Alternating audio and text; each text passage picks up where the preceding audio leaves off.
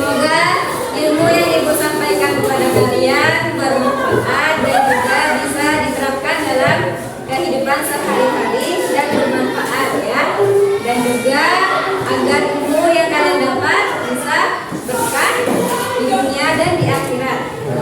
Oke, sebelum berdoa, sebelum belajar, marilah kita berdoa.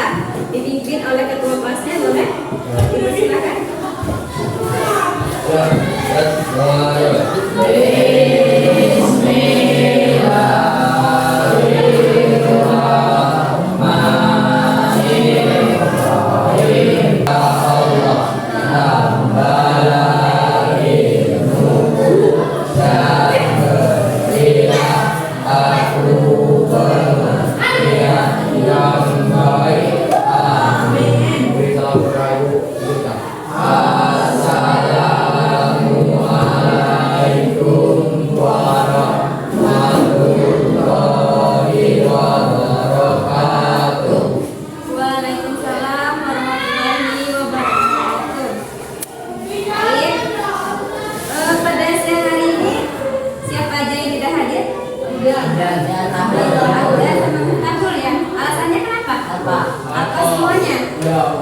Apa semuanya dia tidak bolos?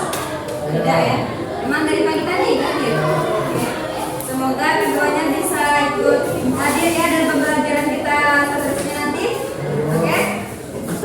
Abdan apa ya? Oke. Ahmad Reza Pahlavi. Abdani. Iya. Ahmad Rifaldi. Iya. Endika Saputra. Iya. Zayan Mahyudin. Rafki Rafael. Oke, ini ya. Miftahul Farid. Apa? Muhammad Al-Rafat Aisyah. Sudah siap? Oke, Ibu mau cek dulu semangatnya. Karena ini sudah siang, kita cek dulu ya semangatnya. Hai. Hello. Hello, hello, hai. Hai, hai, hello. Hello, hello, hai. Hai, hello, hai. Oke, terima kasih ya. Walaupun sudah siang dan sangat sedikit panas, masih bisa semangat untuk mengikuti pelajaran hari ini ya.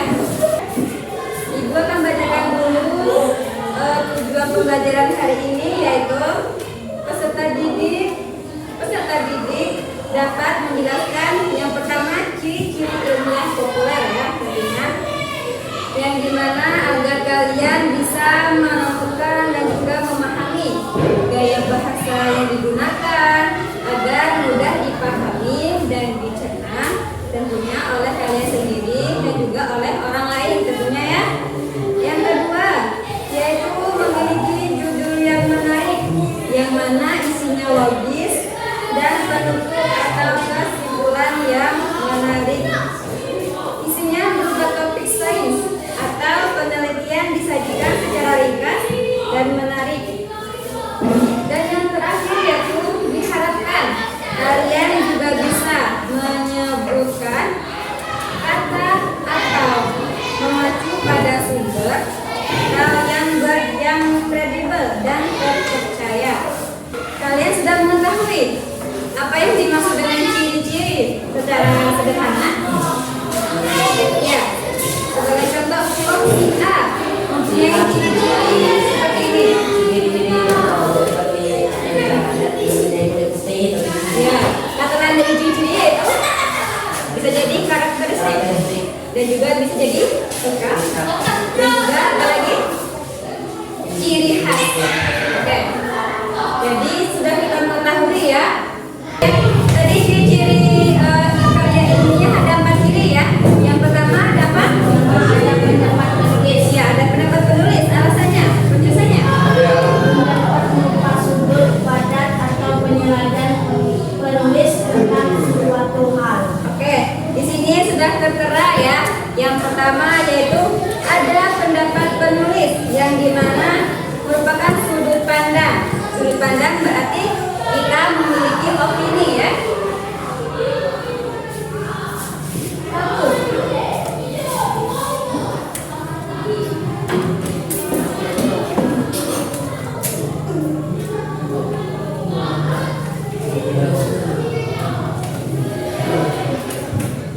Oke, sebagai contohnya, kita ambil contoh yang sederhana aja ya, yaitu tentang dampak sampah plastik di lingkungan sekolah.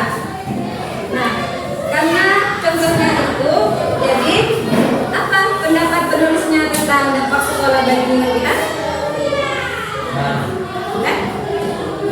Gimana? Sehat. Oke. Sebelum adanya sehat, karena dampak plastik pada lingkungan tentunya yaitu berpotensi menimbulkan penyakit, tentunya karena dia membuang sampah sembarangan.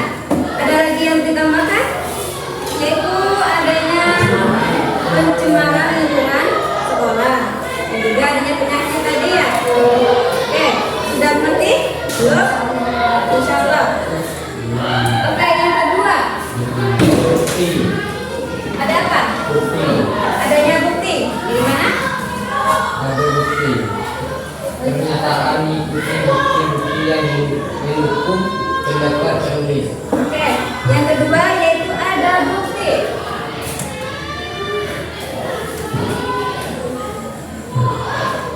Yang dimana diikuti oleh bukti. Contohnya tadi dampak sampah pada lingkungan sekolah. Buktinya apa? Sesuai dengan kenyataan. Dan juga contohnya ada di depan mata, yaitu sampahnya tidak masuk ke dalam tong sampah. Itu contohnya ya. Ada buktinya. Oke, yang ketiga ada alasan. Ada alasan kenapa? Ada alasan?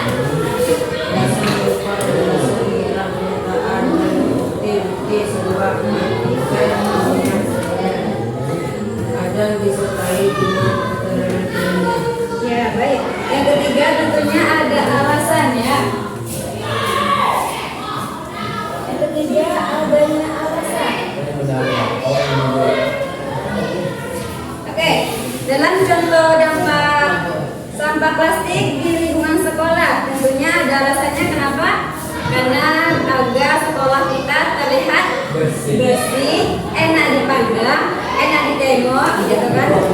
Tidak membawa penyakit dan juga harum, bersih dan juga enak dipandang. Ya, ya, ya dan nyaman tentunya ya, bersih. Oke, yang keempat, boleh? Yang keempat, cirinya?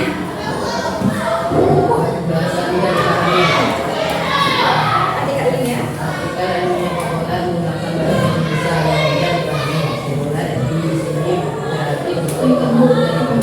Oke, ciri yang ketiga ciri sudah kita sebutkan, dan yang terakhir yaitu bahasa mudah dipahami.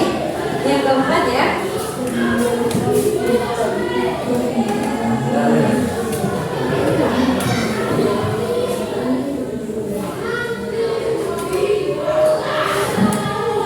Oke, dalam contoh dampak sampah plastik pada lingkungan sekolah dengan menggunakan bahasa yang mudah dipahami yaitu seperti buang sampah pada tempatnya, jagalah kebersihan, menjaga lingkungan boleh, menjaga kebersihan dan juga taat peraturan sekolah juga boleh, dan yang terakhir yaitu menjadikan diri kita pribadi akan sadar tentang kebersihan peduli kita ya.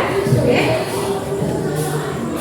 Itulah ciri-ciri dari artikel ilmiah pada hari ini ya. Halaman 88. Yang bagian bawah, yang bagian 8 bawah. Yang ada kolom Pak. Ya, pendapat penulis. Kan kita sudah membedah tadi ya contoh-contoh pada ilmiah dengan menggunakan ciri-cirinya. Di sini ada 4 kolom ya. Acuannya yaitu ini di halaman 86. Acuannya pada halaman 86. Nanti kalian isi pada kolom 4 ini. Yang ini. Kalian mengisi yang ini. Sumbernya ini.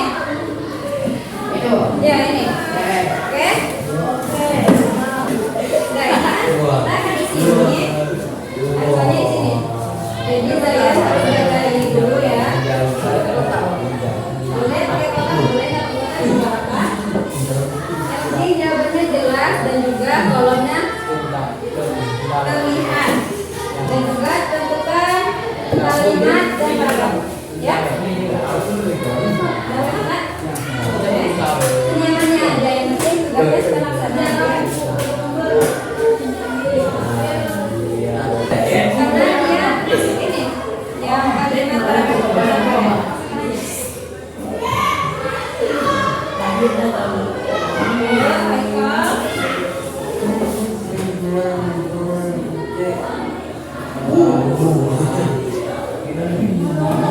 tidak ada di dalam buku acuannya boleh tidak ada. Tapi berikan alasannya kenapa ya.